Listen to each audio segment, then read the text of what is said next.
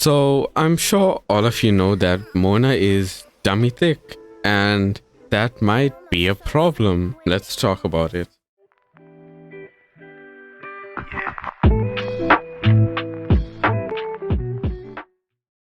Hey guys, Sensei here to teach about Genshin. So full disclaimer before this video begins, this is not a Mona guide video, how to play Mona, etc. This is strictly a character breakdown video. So we'll start with the ugliest of it all. Mona is a 5-star and not all of you have her or will ever get her, to be quite honest, and that's sad. She's a really good character, and I would say for now she's irreplaceable in certain comps, or at least she's the best in slot for most comps. Mona's dash, it's absolutely disgusting. It's dog shit. In Spiral, if you ever suffered to Mona's dash, you know exactly what I'm talking about. Once you start the dash and exit it, you are vulnerable to attacks, and I've had many enemies just knock me all the way back. So that's really annoying. At each time of the clock, really frustrates me. Also, when you exiting her dash, you are locked in the direction that she pops out. You can't suddenly change directions as she's coming out, unlike other people's dash where you can suddenly change directions in any way. With Mona's dash, you are locked in a linear direction. Okay, so Mona's E is a taunt, and you can be a distance away from the enemy, and the taunt will be spawned on that enemy, and it immediately grabs the enemy's attention. Unlike Ganyu's taunt and Amber's taunt, which tend to be a little bit more finicky for me from personal experiences, Mona's taunt is just a lot more reliable. It generates 3-ish hydro particles, and it puts 1 unit of weak hydro on the enemy. Kinda solid. Now, Mona's Q, her ult, her burst, is what makes Mona, Mona. So, it's a lot like Chi-Chi's ult, not as bad as Chi-Chi's ult. It puts a mark on the enemy, and as soon as you deal damage to that enemy, the mark pops, and all damage dealt after that for 5 seconds is boosted by like 50%. And that's huge. But if she has a solid E, a very good Q, why isn't she used in more comps? Why isn't she splashed into every comp like, say, Bennett? Now, Bennett has a leg up on Mona in that he can be a battery, a healer, and a damage booster, whereas Mona is just a damage booster. So Mona's a 5-star, Bennett's a 4-star, and he does more than Mona. Okay, so Mona can play 2 distinctive roles, either as main DPS or some sort of support, being that a sub DPS or a burst support, whatever you wanna call it. Basically, she can either be main damage dealer or the side bitch of the team. Whatever you wanna call it, it doesn't really matter. So when she's the main damage dealer, she's basically out on the field attacking, pew pew pew, water go. That's basically what she does. You'll pretty much understand that.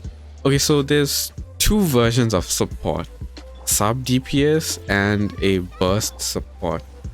The sub DPS, you care about Mona's damage, so you build her more for damage and less energy recharge, and you care about how much damage her ult does, and it can do quite a lot. So you won't have the uptime on your ult, but you will have the damage. The burst support version of her doesn't care as much about her ult damage or her damage in general. It cares more for having Mona's ult up and her Omen buff being on the enemies. So now that we know like the 3 main playstyles of Mona, let's talk about the comp she's good in. So the Morgana comp, yes, Mona's very good in there, irreplaceable, yeah.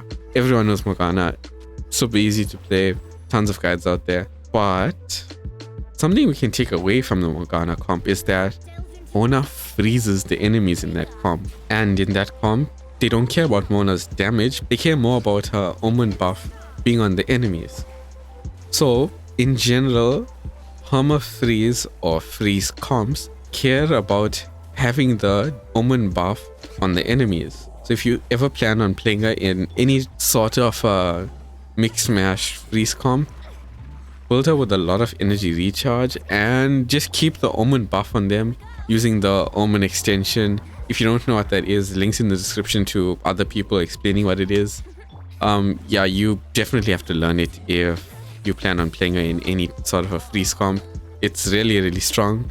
Basically, the premise is when you freeze the enemy and you hit them, the marker stays on them and it doesn't pop, but you still get the damage boost. And after they become unfrozen and then you hit them, then the Omen pops. Then for additional 5 seconds, you still deal that additional damage. So with this method, you can have the Omen debuff on them for like 10 seconds up. Just depends on how good you are and how you can maintain them being frozen. So you can have like a 75% uptime, which is amazing and is way better than alternatives. Another comp she is decent in is Electro Charged. You've definitely seen this comp around, just not with Mona in it.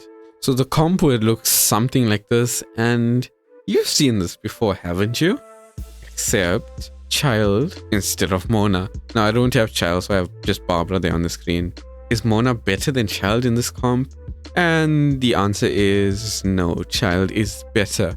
But if you don't have Child like me, then hey, Mona's pretty good.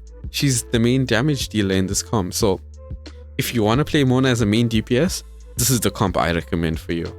It's also really fun, and the last slot is pretty much anything. You can put a healer, a Bennett, but if you want here, just put it a Diona. Yeah, and just focus on building these 3 up for damage, and put some energy recharge on Beidou if you decide to build this comp. So yeah, this is a really good comp, and this is probably the best comp for Mona DPS in my opinion.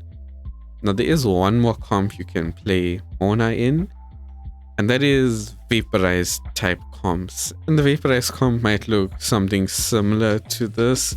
It's also a really good comp. You'll see big numbers. The only problem I have with this comp is it's good, but you are taking away Mona from the Morgana comp and Bennett the Chad from other important comps. And even Zhengling, like, you basically, to play this team, you need to destroy Morgana and the Chinese national team. So is it really worth it? Maybe if you have a lot of characters, like you can maybe run a Zhao team or something. Not everyone might have those options available to them. If you do, it's a pretty good comp. I personally don't recommend it. I would rather run the Electrocharge comp, but that's just me. Now, my overall thoughts on Mona is she's a really good character. Not as flexible as Bennett and others. Her best comp is definitely Permafreeze. If you ever have a freeze type comp, slot her in and you won't regret it.